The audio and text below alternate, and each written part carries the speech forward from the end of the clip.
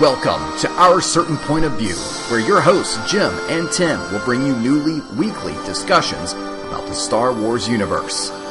Our Certain Point of View is a fan-based podcast and has no connections with Disney, Lucasfilm, or any of their subsidiaries. Good morning, and welcome to Our Certain Point of View, Episode 9 from Outer Space. I'm Jim. And I'm Tim. I had a question after my name. I am Jim, and that was Tim. This week, what are we going to talk about, Tim? We're going to talk about the history of Mandalore. Why? Because we have got some exciting new stuff happening next week. We're going to find all about somebody who's currently being referred to as the Mandalorian. The Mandalorian. In the TV series, The Mandalorian. The Mandalorian. We're going to talk premieres? about this. I don't know, November something or other. The 12th. Yeah, speaking of which, today is November 7th. Yes. So it's Thursday, November 7th. And yes, the purpose of originally starting this podcast was to recap and cover The Mandalorian. So every episode up till now has been kind of a get-to-know-you podcast. So we're very, very excited that next week we will actually get down to business. And I love the way the schedule is coming together because we're going to do our recap next Thursday of the first episode of The Mandalorian. And then that'll be the next 8 episodes in a row. Is that right? Yeah. And then... No, not 8. No, because... Star Wars comes... Rise of Skywalker. And then, so the next 9 episodes will either be Mandalorian or Rise of Skywalker. Then we'll be able to get back to other topics. We might have a few specials in there. And then Clone Wars. Yep. So this is why we started the podcast, so this is exciting. Any news before we get started on our history of Mandalore? We do. Quite a bit of news. Tickets for the Rise of Skywalker are available. They're still available. Yeah, we've talked about that. If you haven't gotten them, get them. It's going to be hopefully really exciting. I'm excited about it. And if you like to read, or if you like to listen to audiobooks because you don't have time to read, is there any news out there? I have the Resistance Reborn audiobook through Audible right now. Yahoo. That came out 2 days ago. I got it today. Haven't listened. So we'll talk about that in a few minutes, what's going on there. I hear there's a new Mandalorian trailer out.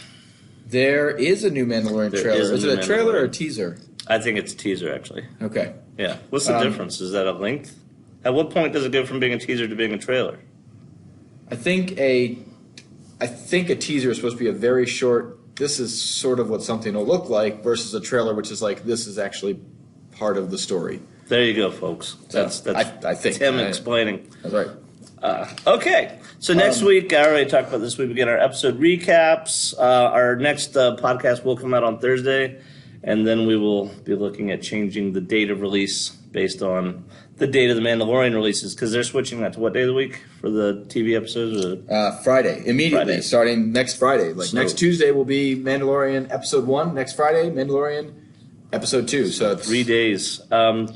And then we'll release on Monday after that. Yep, so we'll release next Thursday, and the following Monday we'll have a quick turnaround on that for you. As always, we need to give a shout-out to our engineer, Gordon Shasta Mangold. I don't know what he's hawking this week. We're going to call him Shasta Mandalorian from now on. Shasta Mandalorian. I like Gordon. Yeah, Shasta Mandalorian. Yeah. All right. As always, if you have feedback for us, leave it at our Facebook page, Far, Far Away Our Galaxy Is. Or if you want to leave any sort of questions that you'd like to hear discussed on the podcast. Like I said, the next few weeks, though, we're going to be talking about the show. So we'd love to get your feedback on that. Yeah, we're working hard on the page versus group versus who's there. On the page, you should be able to comment on anything we've done. The group is open for request. It's not like a closed group, just limited to a few of us, and we're working on opening that up. It's a new area for us. Yeah, it is. Anywho, as always, we would ask if you enjoyed this podcast, could you please leave us a review on iTunes or wherever you get it? A 5-star review. A 5-star review on iTunes is always appreciated. That is what they base their search engines off, so that's how we grow the show. So that's our news for the day, isn't it? You got anything you want to throw in there? No, we'll talk some specifics about those as we go, but I think that was that's the bulk of it. The bulk of it. You didn't want to mention anything about Ewan McGregor and his... Oh, my gosh, yes. Yeah. So Ewan McGregor... I've heard of him. has been I say that a lot. going full Obi-Wan. Yeah, he has. Right? On just sitting on a secret Hello there. for 3 years? years. Yeah, I think 3 years, he said. Years. Or 4 years. They had already told him, hey, man, we want to make this happen.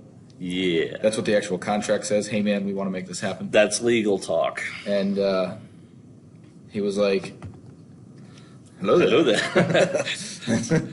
And But I don't recall signing then any contracts. he stopped and he, just did a phenomenal job of making us believe, not that they didn't want to do it, When I say but I was under the impression that he didn't want to do it. Like, yeah, I thought they were trying to sell him on it.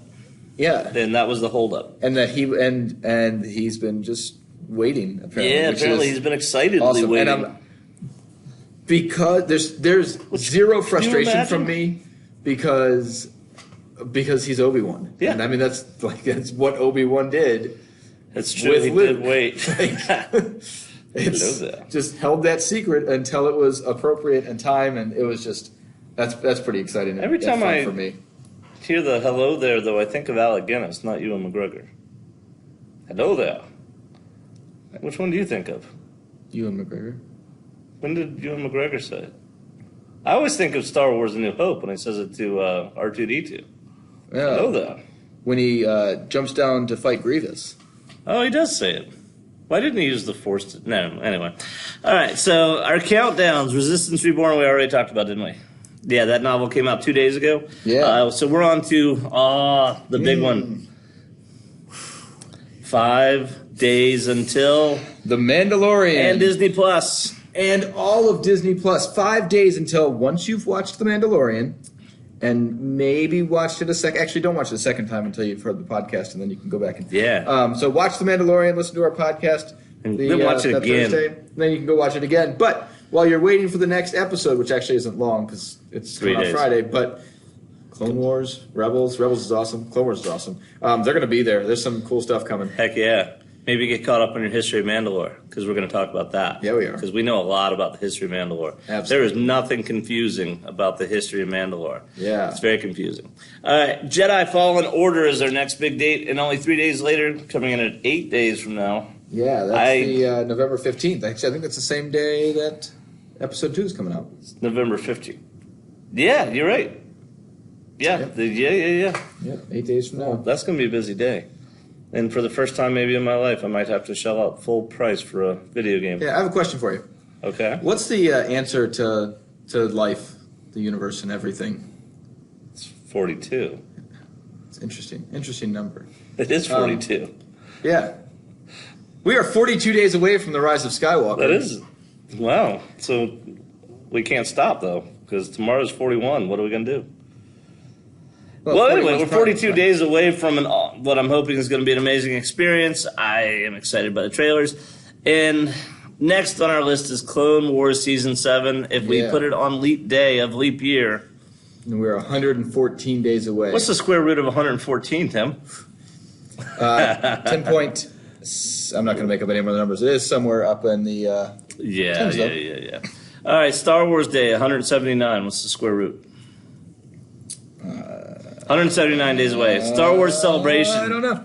is 294 days away, so August 27th is Star Wars Celebration. And Obi-Wan Kenobi, only one cannoli, we're very excited about. Still no dates announced, though. Yeah. So that's our countdown. Big secrets. And now we are prepared, very prepared, Absolutely. prepared like no other to discuss the history of Mandalore. And Tim, go ahead. You got it all.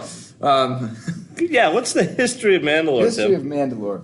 Mandalore was created when the debris around in the Mandalorian system... Wait a minute, is their star called the Mandalorian Star? I don't 'Cause know. we're in They're the out Sol in Mandalorian system. space. Yeah, this is one of those confusing things where the system is named after the planet, Or the planet after the system. or vice whatever. And we'll talk soon about the person who's named after the planet. I think what we're trying to get at is there's no real clear history to the Mandalorians when you go back that far. The legends were there, and they had a lot of really specific stuff. We could talk a little bit about the legends, but honestly, at this point, for reasons we'll discuss shortly, we're going to stick primarily canon. Yeah, the legends are wild. I mean, not in a fun way necessarily. They're just all over the place. Yeah, they're definitely difficult to follow. But there's another big part having to do with actually something real world meta that is there. Now, I did want to talk to you about something. About why their history. Who's our initial? Well, before we got into the actual full-on history, because there's something that started. The whole reason this show, The Mandalorian, is happening is because of one character. Boba Fett. And Boba Fett was originally a Mandalorian. No. Well, in... we got a problem here, don't we? Yeah, Legends definitely named him Mandalorian. Where did he grow up? I don't know where he grew up. He grew up everywhere except Mandalore, it seems like. Yeah, Django... Raised him on in Camino. Legends, Django was from Concordia. Which is the moon of Mandalore, which is still considered part of Mandalore. Right. Yeah. Now, was it Clone Wars or Rebels? When they talked about Django. I don't remember. When they talked about Django, they talked about him being...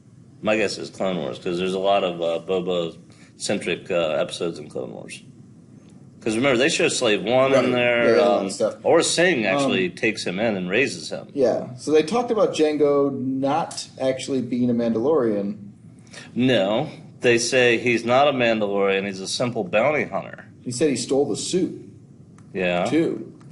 Yeah, so this one's confusing to me. It's tough, because so we don't know. Is he insulting him, or is he actually making a literal description saying he's no Mandalorian? Because to me it sounds like he's insulting him. Right. Like you might, like a knight of the round table, and he does something dishonest. You say, well, he's no knight. Well, he is a knight, but he's just not a good one. Yeah, and this was during a time of separation between Mandalorian societies, and I don't know if it was because he's not part of that, we'll say, faction that... So this was during the rise of what they call the new Mandalorians, the pacifists. And he would have definitely been more of the old Mandalorian. So, yeah, that could be another reason. Because it was one of the new Mandalorians who said he's no Mandalorian. Right. So, yeah. So, Jango Fett, he's an think is probably... That's my way of saying Concordian. He's a Concordian. Yeah. So, I think I think he's a Mandalorian. I don't know. I'm still leaning that way myself. Because that's the way I want it to be. And we don't have specific information we do have a direct statement that says otherwise, but either way, what makes a person a Mandalorian? Is there a genetic aspect, or is it how they're raised? My guess is it's how they're raised. Some of that is argued in the show too, when Boba Fett gets not Boba Fett, when Darth Maul gets involved, and there's a separation of factions. Some are willing to follow, some are not. Yeah. So are all the clones Mandalorians? Well, only if Django is. Well, yeah, let's assume Django is, or all the clones Mandalorians. And that was kind of the idea behind the clone armor. It does, kind of resemble Mandalorian armor. Yeah. Especially the helmet faceplate on the oldest version. Between the stormtroopers and the... Yeah. And... all right, but I would argue they're not Mandalorians because they didn't grow up in the culture of a Mandalorian. They grew up in a warrior culture, but not with the factions, not with the houses, which is such a... which we need to explain is a major characteristic of Mandalorian culture. They're very clannish, kind of like the Scottish were. The houses rule, and they fight it with each other over who rules the planet. But to settle the question, Boba Fett is the one who started fan interest in Mandalorians. Thing. So where did he come from? The name Mandalorian is not even used in the movies. Yeah. But, yeah, when they introduce his character in Empire Strikes Back... He shows back up and it all starts Everyone loves him. It all starts. Well, actually, we'll get to that in just a second. I had the So Boba Fett was originally the Vader character in the original scripting. The Darth Vader character was going to be kind of this rogue moving around, and he eventually became this Lord of the Sith.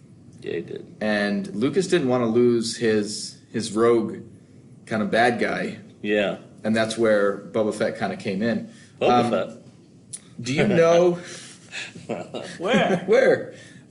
Do you know... Yes. Who the first person to ever play Boba Fett was? Yes. No, I don't know. So this is from another podcast I was listening to, and they actually... so in preparation, we listen, we read, we go back to our old notes, our old books, our old stories. I'm going with Nick Nolte. Podcast. It was not Nick Nolte. Darn it. But nice try. He's in the new show. Episode was called "The Lore of Mandalore," and I don't have the Name of the podcast name. Here we are. Uncredited. Forced Material, a Star Wars podcast. I've only listened to most of this one episode so far because it was like I found them recently, and I recommend at least that episode.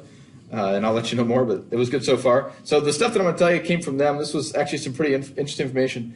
So the first person to ever play Boba Fett. Boba Fett. Well, I guessed Nick Nolte, but you said no. No, it's not Nick Nolte. Yeah. So in 1980, Jeremy Bulloch was the Boba Fett from the now, I know they changed movie. the voice. They did. In the remasters. But he's not the first one to actually play Boba Fett. Oh, wait, I used to know this. So we've got two other pieces of information here. here. Darn, I used to know this. I forgot. So one thing that you and I had talked about that you didn't know was the first on-screen appearance of Boba Fett, which was the holiday special. Yeah, it was you're the right. Animated portion. I had forgotten that. Boba Fett was there. Yeah, and it's funny because there's actually a voice actor. Yeah. And he's uncredited. Yeah. And they've narrowed it down to a couple people. Like, I don't think we know who the actual voice actor is that does the original Boba Fett. But that's also not the first. Okay. Prior to that, in 1978, so this is the part that I got from these other guys. Yeah. In 1978, there was a sound and something festival going on. Yeah. And there was a march happening. Okay. So they already had some of the costumes made for the movie that they were filming. Yeah. Including Boba Fett's. Boba Fett. So they wanted Boba Fett to march through the parade with the actual Star Wars characters. So his first premiere was in a parade. It was. There's a guy named Dwayne Donovan who was an assistant film editor on Empire and an actual editor on Jedi. That's awesome.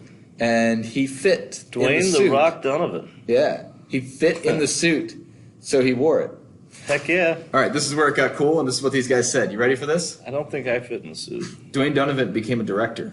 Oh, yeah? Yeah. In 1993, he directed the movie Homeward Bound. Have you seen it? No. There that are three animals, dog? 2 dogs and a cat. They Yeah, get lost, and they have to make their way home through the wilderness. I've seen this, yes.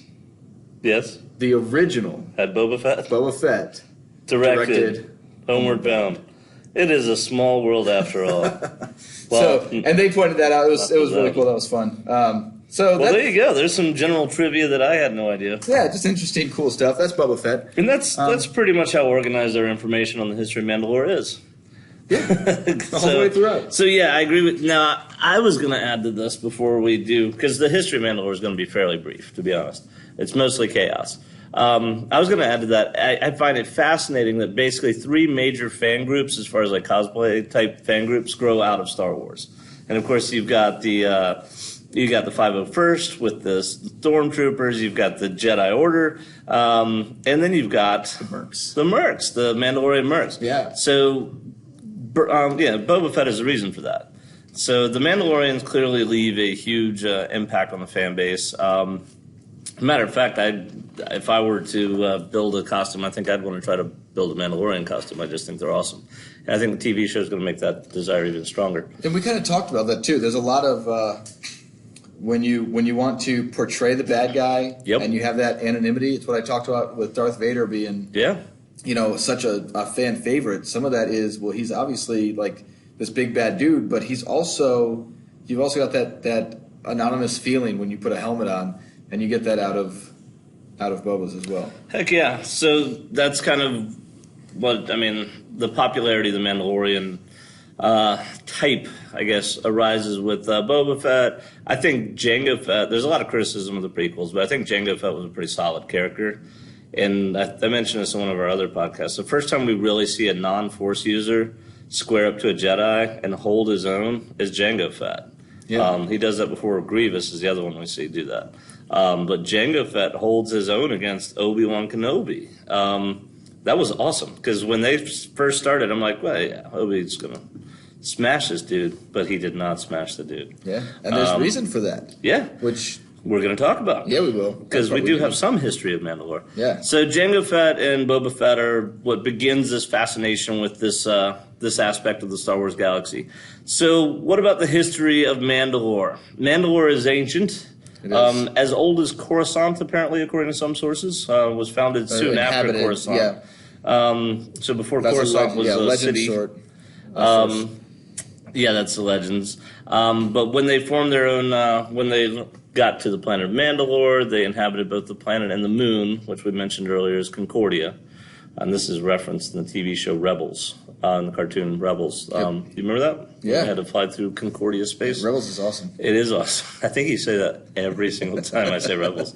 Rebels is awesome. Just like I say I have when you ask me questions. Anyway, so this begins as a warrior planet. They have all these kinds of beasts that have to be destroyed, and one of the ways that you earn your chops is to kill, I forgot what the name of the beast is. There's this really powerful creature, and if you're a fan of the movies, you've seen the skull image of this creature. Yeah. Mandalore's dragon. It is. It's the one. Yeah, it's the one that you see on their shoulder plate. That's not the name of it, but it's their version of the dragon. Utini. They. So to prove that you were a capable warrior, you had to kill one of these things. Well, eventually they went extinct, and the skull became the house sigil of the main house of Mandalore, and then one house, the one that used that sigil, eventually rose to unite all the clans. And what was the title of the head Mandalore? The head Mandalorian? Yeah. He is called the Mandalore. Yeah, to make things even more confusing, on the planet Mandalore and the system Mandalore, the leader is called the Mandalore. Yeah, it's all somewhere out there in Mandalorian space, though. In their language is the Mandalore. Anyway, so the name Mandalore comes up a lot. Apparently, that's the original leader's. His house was called Mandalore. Yeah. They're quickly, though. Well, I don't know how quickly, over thousands of years. House Vizsla is the one that we hear a lot about. They rise. That's the first Jedi. Yeah. The first Mandalorian Jedi. Only Mandalorian Jedi? Only Mandalorian Jedi, who creates the infamous Darksaber. So this brings us into the era of the Old Republic. Mandalore, again, is established as a warrior culture. They lack resources to really carry out a war against either the Republic, which is protected by the Jedi, or the Sith Empire. But they end up getting dragged into the war with the Sith between the Republic and the Sith. What was the resource they had that made them so vital to the Sith and the Jedi? Do you remember? They've got a mineral on their planet. I don't remember the name. Beskar. It is a mineral that they can use to create their armor. Yep. And what's its special property? Resistant to the effect of lightsabers. Yeah, so we mentioned in another episode, our lightsaber episode, there are certain things that can resist lightsabers, and Mandalorian armor is one. So they don't have a lot of resources, but they do have one extraordinarily vital resource when it comes to warfare, especially in the age of the Sith and Jedi War. And then they continued, right? Well, did you want to talk about who they got recruited by? Whose side did they fight on? They fought on the Sith side of that war. They did. They joined the Sith to fight the Old Republic. And I think it was not long after this that they sacked the Jedi Temple on Coruscant and take the Darksaber back. Yeah, I think there was some stuff before that. I think they went to war with the Jedi earlier. It's a long history. It was weird. It was tough. Yeah. So can we talk about the rest of their armor? Absolutely. Yeah. So their armor is there to protect them. Yeah. But they're the Batman of Star Wars, right? Like, they've got gadgets everywhere. Yeah. Yeah. And all kinds of stuff. So you never know if it's going to be a grappling hook or a flamethrower. Or what's going on. Or laser, Those gadgets are all specifically designed for warfare against the Jedi. Ooh, that's a good point. And we've seen the effects of that. They built that to be able to go to war with the Jedi. That is true. Because of that Sith war against the Jedi, that's why Jango Fett does hold his own against Obi-Wan. Because that's what they train for their whole lives. So that's a good point to bring up. And that would be another point just to how do you do against get out Mace? there. He didn't do quite as well against Mace. Who's the guy he shoots who falls off the balcony in Attack of the Clones? Forget that. That was awful. It's a Jedi he That's shoots. That's a horrible way to go out as a Jedi. Yeah. And he was a master, and I can't remember his name. But that battle against Obi-Wan was really interesting because he did kind of hold his own. And if he wasn't trained properly on that suit and everything. Yeah. You know, you're not. He stole that suit, and now he's a master of it. Like it's a. Yeah, it seems more like he. Like when Bruce Lee was handed nunchucks. You know, he'd never used nunchucks. No, he stole them. And he's a master. Bruce Lee didn't steal nunchucks. No, I know. I know. But that's what happened. Actually, they wanted them for the movie. Nunchucks were becoming popular somewhere, and somebody that was creating a movie with Bruce Lee was like, "Hey, we think these would look really cool in the movie." Really? And so he was like, "All right, I'll learn to use them," and like faster than anyone else because Bruce Lee's amazing. Well, then He learned to use them, and I that's feel like you're undermining your argument. why. Because aren't you saying that Jango Fett? I said Jango Fett is no Bruce Lee. Oh. Well, who is He'd have to be Bruce Lee? Bruce Lee to have mastered the suit without the training from the Mandalorians. Well, he's certainly a skilled soldier. He is. Which takes us back to the history And I think of he's Mandalore. I think he's a Mandalorian. So the Mandalorians, they fight in this war against the Old Republic. Eventually, they do have to withdraw. We know that the Sith Empire falls. We know that the Old Republic survives. Mandalore, I go back to my original point, doesn't have enough resources to carry out kind of a galactic empire type conquest. So they go back to fighting among themselves. And I'm not sure when, but at some point, what they actually literally call the new Mandalorians arise. And we actually see the new Mandalorians in the Clone Wars. When the cartoon, the Clone Wars comes about, it's the new Mandalorians who have taken control of the planet. And the new Mandalorians are interesting because they're pacifists, and I've mentioned this before. And they are led by someone called the Duchess Satine. And now we really do get into the story arc in the Clone Wars. Yes. And we also, she had a special relationship with Obi-Wan Kenobi. Yeah, he was like, "Hello there." Hello there. This is the one time, as far as I know, the only time that we see Obi-Wan get somewhat romantically inclined. I think involved is too strong a word. I would say this is almost the only time, the one time and only time that we see Obi-Wan stray from the requirements of the Order. I think you're right, because in the story arc surrounding this, we definitely see Obi-Wan kind of forsake his responsibilities to look out for the Duchess. He also reacts very poorly with her fate. Do we want to talk about that history now? Yeah. So Mandalore is divided into two factions. One wants to bring back the old ways, the warrior ways, and they're led by House Vizsla. So the ancient house, the one that produced the first Jedi, 3,000 years later, I think is the date.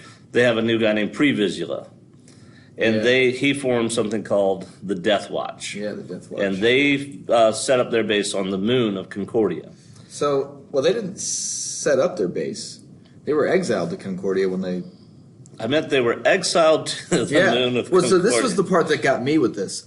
Uh-oh. There was a civil war. Yeah, there was. It was between identified... pacifists and warriors. Yeah. And the warriors lost. And were exiled. Now, they did have the help of the Jedi. That is true. But even still, they're like, we want to be pacifists, so we are going to come at you with everything we can. And I don't know the actual details. Probably it was, we want to set our government this way. And if I had to guess, I would say that the warrior types attacked to say, no, we're taking it back. The Jedi defended and then were exiled. Yeah. That's the way I'm thinking. I have to believe the word pacifist, because this is the word that's continually used when you read the history of Mandalore. I think it's too strong a word. I think it was a group that wanted to change the warrior ethos of the culture and make it more, civilized, for lack of a better word. Yeah, they didn't want to just attack to attack. Because originally they were just like they were expansion to the extreme. Like they were just going out and taking over planets because they were strong. And the head of the clan was chosen by combat. The head of the planet was chosen by combat. Everything was combat. So I think, they just wanted to, update their system. So these are the new Mandalorians. And they do win, sort of, control of the planet, but they do so, as Tim mentioned, with the help of the Jedi, which is going to sow the seeds for their eventual destruction, because the average Mandalorian apparently doesn't trust the Jedi. And they think that this is an attempt by the Republic to take over what has always been an independent world, Mandalore. So as Satine and Obi-Wan's connection grew stronger and stronger, her support among the average Mandalorian gets weaker and weaker, and Pre-Vizsla's support, the Death Watch, gets stronger, and he gets himself a new ally named Darth Maul, who represents the crime syndicates. So Maul is no longer an apprentice Sith. Now he's just, I guess, an underground crime boss, because we see him, same role he's playing when we see him in Solo. Well, he's identified himself as a Sith Lord. He does, and so but I know we're talking about Mandalore and not Darth Maul. So I guess there's a question about whether or not he's actually a Sith Lord at this point. I would argue for yes. I think that he's crazy. Yeah. But I also think that he's taken more time to develop in the Force. Originally, he was just a fighting machine. Yep. He was built as a fighting machine. Yep. And I think that maybe in his isolation, in his chaos and craziness, I think that he actually developed more in the Force and became more of a Sith Lord, which is why he was able to take over some of these crime syndicates and I agree. Eventually go to where we're talking about next. I think that's better. That's one of the better aspects of the prequel developments is that Palpatine takes on an apprentice, but doesn't fully train him. He literally just makes him an assassin type Sith, and Maul, I don't even think is aware of just how stifled his education is. Specified in the Legends book Plagueis, which is pretty awesome. Probably one of my favorite Legends books. I think so one too. of my favorite Star Wars books in general. I like that one a lot. But, all right, so where we were at, Satine's support is being undermined. Pre Vizsla decides to make his move to take over and establish himself as the Mandalore, which means he has to unseat the Duchess Satine. And how does he do it? How does he do it, Tim? He works with Darth Maul. We said that already. Yeah. Yeah. And this is going to come back and bite him pretty bad. Yeah, I would say so. Maul ends up killing Pre Vizsla. Not before he kills someone else, right? No, he does. That's the order. He kills Pre Vizsla. Okay. And because according to Mandalorian custom, even though he's a Zabrak from Dathomir, by killing the head of the Death Watch, he is now the head of the Death Watch. Now, some of the Mandalorians do rebel against this, and that's going to cause Maul to basically lose his power eventually. That and the Emperor killing his brother and stuff like that, killing Maul's brother. That was such a wild story arc. But, no, Maul kills Pre Vizsla in a duel. And now Maul is the head of the Death Watch, and meanwhile, Pre Vizsla had imprisoned the Duchess Satine. I think that's what you're thinking of. Oh, but it's Maul who has her brought out. Right. He had actually, I think, he had imprisoned Obi-Wan Kenobi as well. And one of Satine's men frees Obi-Wan. And it was actually cool because he's wearing Mandalorian armor in that episode. No, not... Yes. Obi-Wan was, which is awesome. Because my favorite Obi-Wan armor, maybe it's that one, but I was going to say it's the... Gennady, where he's wearing like stormtrooper armor, but he has a cloak. That is awesome. And no helmet. Anyway, Maul brings Obi-Wan. Well, Obi-Wan goes in there to save Satine from Maul. And what does Maul do? Maul kills Satine. Right in front of Obi-Wan. Right in front of Obi-Wan. And so this is the one woman that we've ever seen that Obi-Wan seemed to have some sort of romantic attachment for. He doesn't appreciate this. No, not happy. He reacts poorly to this. And I don't remember. He ends up having to flee, though, because the Death Watch is all after him because he doesn't... I don't think he fights Maul at that point. It's mostly just him there. Yeah, he's alone. And he was there because the debate was whether or not they were going to invite the Jedi to the planet to help Satine's faction. And then when the Death Watch take over, that kind of ends that concept for a while. Eventually the Jedi do show up in force. But he has to make an escape. He doesn't get to... I guess it's a good thing because you can't have revenge if you're a Jedi. Yeah, that would not have gone well. But to finish the story arc, Emperor Palpatine shows up. At that time, just Palpatine. Let's not finish the story arc. No? What if Obi-Wan went full nutso, right? Yeah. Finished Maul there out of anger and vengeance. Yeah, I like this thought. I don't think that Obi-Wan would have been pulled to the dark side here. I do. I don't think so. However, maybe not. I do think that knowing that, I think it would have hurt him, it would have challenged him. I think that he would have not taken long to be open with that about Anakin, at which point Anakin shares what happened on Tatooine. With the Sand People. And then Anakin is saved. Maybe. So now I'm trying to get my timelines right. This is after Attack of the Clones. Mm-hmm. After the Sand People. Because, you remember, in Attack of the Clones, Dooku tries to seduce Obi-Wan to his side. And he does it using reason, not like, oh, you can have power. He's like, look, I'm the good guy here. And had that been Qui-Gon, which was Dooku's apprentice, it might have actually worked, I think.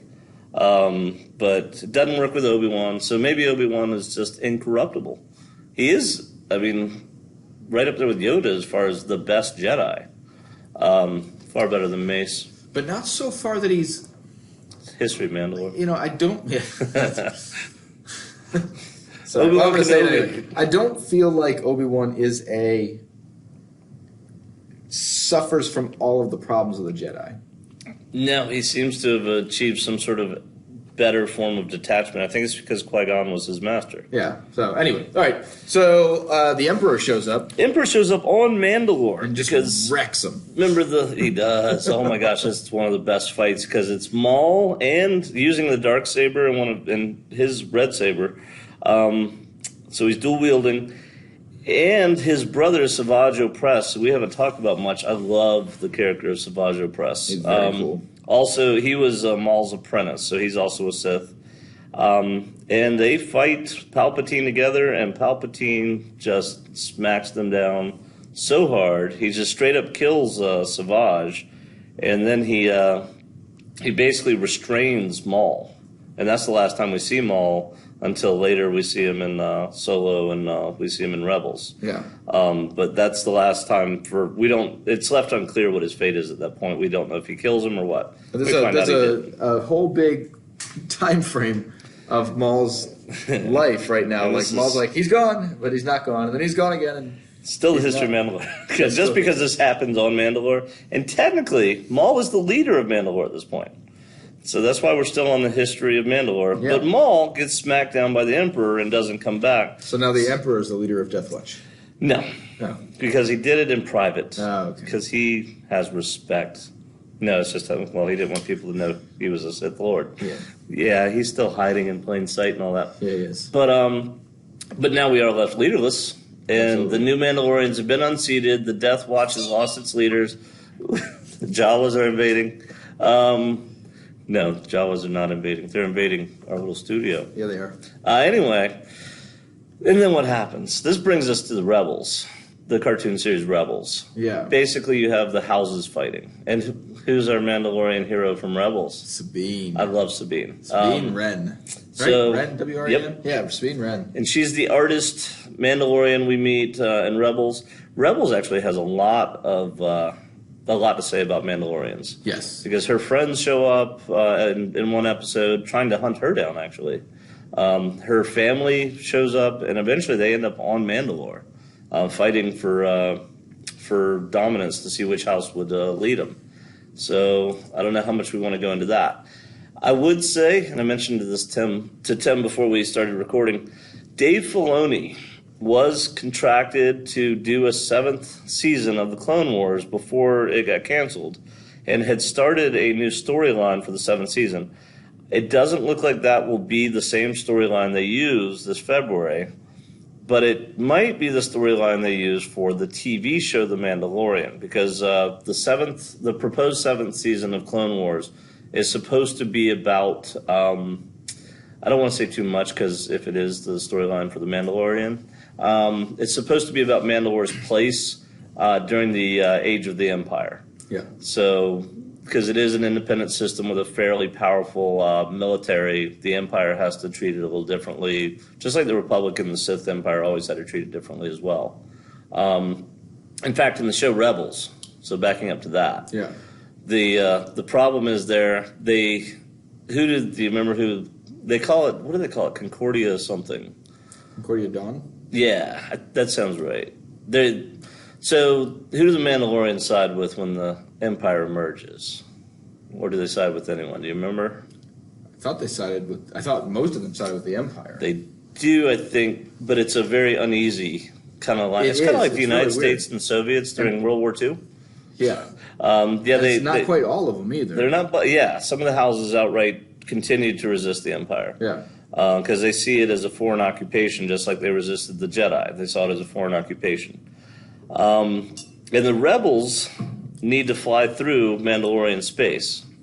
And this is a story arc in the cartoon Rebels about how they try to negotiate with the Mandalorians, and they get in some fights, and it's really good. Darksaber comes back. Darksaber comes back. Sabine ends up going back to her people to try to figure this stuff out. But that's basically, I think, where we're going to leave the history of Mandalore is they are still. So when we get to the TV show The Mandalorian, if I understand my history correctly, and Tim, you correct me if I'm wrong, they are still fighting over dominance. Now, Sabine's house, I think, rose to the leadership. Sabine rose to the leadership. But she gave it to her mother. And then she did something strange where she actually passed the Darksaber on. Yep. Rather Without than through combat. conflict, which is interesting because there's kind of that blend where she won the dominance using the Darksaber. Yep. But passed it on in the, we're going to use the phrase pacifist because they used that, although her dominating with a weapon and then calling her, but she then passed on that leadership role to someone more fitting. This is kind of a King Arthur contradiction, because that was the same thing. Arthur gains power because of his sword in the legends, the mythology of King Arthur, but the whole point is that he brings peace. Yes. To a realm that had never known peace through the sword, through the existence of the sword. So I think that maybe they're borrowing from that kind of ideology. Absolutely. Yeah, I love Arthurian legend. Yeah, as do I. So we see a peaceful, much as we saw in the United States in the year 1800, Tim, we see a peaceful transfer of power. So, yeah, that's right, through a little history, yo. Yeah. Sabine voluntarily turns over power. And I think that's where Mandalore is. That's what we know. Now, that's where it was when New Hope starts. Right. So, and all we know after New Hope is Boba Fett. And we don't even know if he's a Mandalorian. Right. He certainly wasn't from Mandalore. I mean, he's a clone of Jango, so And every time we see him on Clone Wars, which we see him, like I said, quite a bit, he's with Aurra Sing and he's with a bunch of bounty hunters who are not Mandalorian. He's with... I think he's with Dengar. He's with who's the Bosk? He's with Bosk at one point. But these aren't Mandalorians, clearly. Right. Well, and there's also when it comes back to Jango and Bubba, and this could just be a bounty hunter hatred for the Jedi, but it seemed like Jango and Bubba were immediately not happy about Obi-Wan being around. Like they did not like the Jedi. No, and given the history of Mandalore, if they're on the Death Watch kind of side... Well, and that's kind of what I was thinking, too. Yeah. Just more evidence for them being Mandalorian. Yeah. And in the Legends, there is mention of Jango Fett's family, because in Legends, it's kind of firmly established that he's a Mandalorian. His family does side with Death Watch. So that makes sense. Yeah. So that's where we leave off. Mandalore maybe is still in turmoil. It's hard to tell. My guess is it is. So it'll be interesting to see when the TV show picks up in 5 days. Or if they're just... If they're even going to go into the history. I wonder if that planet's just been wrecked at this point. It might have been. Because, again, I don't want to say much, because I read what the proposed story arc was. Yeah. And, again, what I read... Not, so when I say things, I'm just talking. Yeah. What I read was it is about the fate of Mandalore under the Empire, like their relationship with the Empire. So... We'll see. I mean, you can tell by the trailer, he doesn't like stormtroopers, which he looks awesome fighting those stormtroopers. Yeah, he does. But who knows? I mean, they even got clearly Death a Troopers pacifist. But he's a pacifist. But maybe he's rogue from Mandalore. I don't know. Maybe he represents the typical Mandalorian and his resistance. I don't actually know. I'm just guessing because it was kind of vague, the story arc that I read. But we'll see. But that's our history of Mandalore, and brings us up to hopefully prepare you for the TV show. Yeah, and I think we just did the Mandalorian talk part. I think we did just do our Mandalorian part, which is to say 5 days from now. Yeah, we're going to be watching Mandalorian. So, are we on to books? Now it is your turn to tell us what is happening in the comic book world. Yeah, we got some comic book world. I've got looking a little at bit your less notes here. It looks interesting to me, Tim. Yeah, some good stuff. I've got a little bit less about comic books. I do want to talk a little bit about Resistance Reborn. Yeah. The new book, real quick. Yeah. And kind of what's going on. And this kind of played into the Allegiance comic book series that's currently running, and we'll clarify all that. It ended last week, or ends this week. I think it ended last week. And every now and then I try to keep updated for you guys, but I am working on those books. So I've got a few to read this weekend, which means I've got a good weekend coming. So anyway, in Allegiance, we talked about them, Leia and Rey being at or on Mancala trying to get support for the Resistance. The Resistance is down, as you know, from Last Jedi to about nothing. Yeah. And Resistance Reborn... I think it's literally just the people on the Falcon, isn't it? Yeah. Yeah. For the most part. There were, like, I'm sure there are other groups, like, doing things. Yeah, scattered somewhere. But, I mean, because they did mention calling for help. Right. I don't know. So there are other, whatever's going on. It's not going well. It's not going well. So Resistance Reborn, Allegiance, these all kind of give the same feel of the Resistance is like, hey, we're still here. We're still doing this. Don't give in. Come help us. As far as the book Resistance Reborn, as of right now, from what I've read so far, I don't want to do a full recap yet. I am going to read it. I think that the Star Wars Story Group and Disney and Lucasfilm have been doing a wonderful job of these pre-books coming out before the movies where they give you enough information to get started, but they don't actually take anything away from the movie. I think Catalyst. Catalyst was amazing, yeah. So they've done a really great job with that. So I'm not saying don't read it, but it is going to give you some preview into what's coming. For example, you might see some characters that you weren't expecting to see, and the book kind of implies that they might be involved in the movie. And if you want that surprise in the movie, then wait on the book. This is Star Wars. We had episodes 4, 5, and 6, and then 1, 2, 3. If you want to go watch Rise of Skywalker and then the prequel book to Rise of Skywalker, that's what we do in Star Wars. It's okay. It is. I'm going to listen to it. If it ends up not being too bad, then I'll recap a little bit more. I think we're going to do a recap on the book sometime after the movie comes out. I want to do a full recap on it. Yeah. Because I think it's really good. We'll do a big talk about it, but I think we're going to do that after the movie. I want to do a history of Anakin Skywalker. That would be the amazing saga of episodes 1 through 9. I know. Well, I want to talk about the psychology. No, I would love to talk. Yeah. So that'll come even we got lots later of ideas. after that. Yeah, we got stuff for sure. I want to talk about. No, you go on. I was going to say the Buffalo Bills. I've got no problem talking about the Buffalo Bills. I do. I really, really do this week. Anyway, go on. Yeah, because they did something nobody else has done. No one could beat the Redskins. What are we talking about? I don't know. Mandalore. Yeah, Mandalore. So, no, we're not. We're talking about the book. Anyway, what I wanted to say is the book's so far going really well. I've got a private reading from Mark Thompson through Audible. He's reading the book to me. Is that what I just got? Yeah. Nice. He's doing a really good job. I like Mark Thompson's stuff. By the way, I actually bought it. I'm not saying he gave it to me. I just downloaded. I have Audible as well. I have my own membership. Yes, so when I say, is that what I just got? It sounds like, hey, man, what did you just load on my computer? No, I have a... We love Audible. We do. We do love Audible. Pay for it. So, the book's going well. We'll share more. I think I'm an hour and a half into the 11 and a half hours, so it's going all right. The Allegiance is kind of the same. Allegiance has been a really cool comic book series. Just watching these characters, one set of characters in particular, the stuff with Rey and Leia, I'm sort of enjoying. I'm enjoying that pretty good. The stuff with Poe and Finn was going really well, and then I stopped enjoying it a little bit. So I'm going to see where that finishes up, and I'll clarify that for everyone. But it's some good stuff. There are definitely other books. The Dr. Aphra annual book came out last week.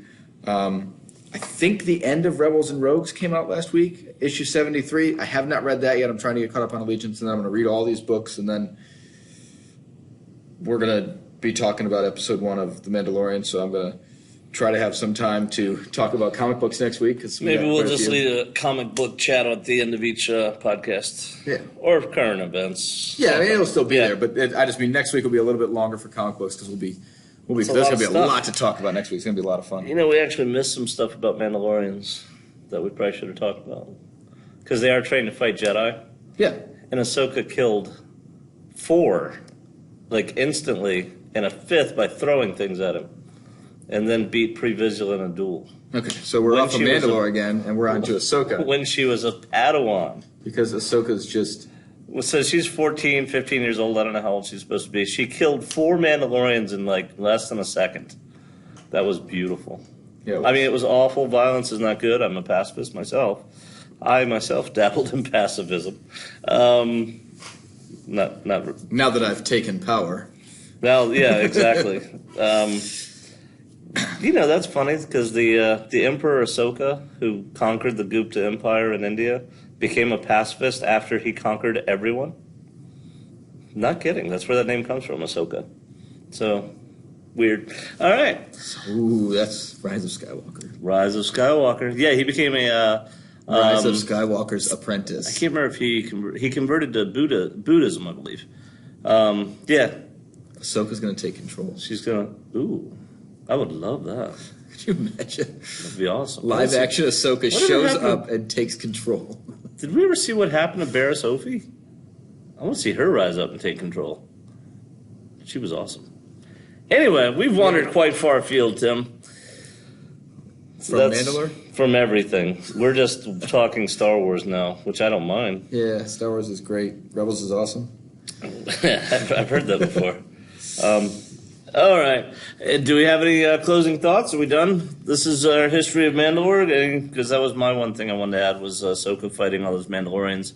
Yeah. And winning. I think we got it. I think we have it. I think that is our history. If you want more, you can look up every episode of Clone Wars and Rebels that features Mandalore. I don't recommend just watching them if you haven't seen Clone Wars. Yeah. If you've already seen it, then look it up, watch the ones you want when Disney Plus is out after you've watched episode 1 of The Mandalorian. Or you can just listen to this podcast again. Yeah, 5 days. Yeah, listen to this podcast over and over again until it premieres. And don't forget, please, if you like what you hear, leave us a 5-star review on iTunes or follow us on Spotify, because, again, that's how we build our audience. Yeah. All right, so for now, we're done, right? I think so. All right, so I'm Jim. And I'm Tim. And this was our certain point of view. Goodbye, everyone.